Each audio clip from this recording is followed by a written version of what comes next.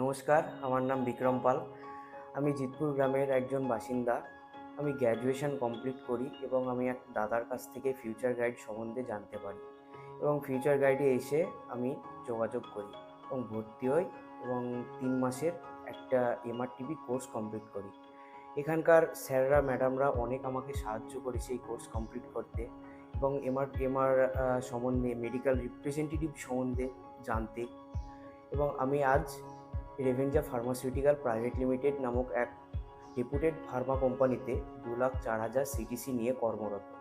So তোমরা যারা এই প্রফেশনে আসতে চাও এবং তোমাদের ক্যারিয়ার ডেভেলপ করতে চাও, তো তোমরা আজই এসে এই ফিউচার গাইডে যোগাযোগ করো।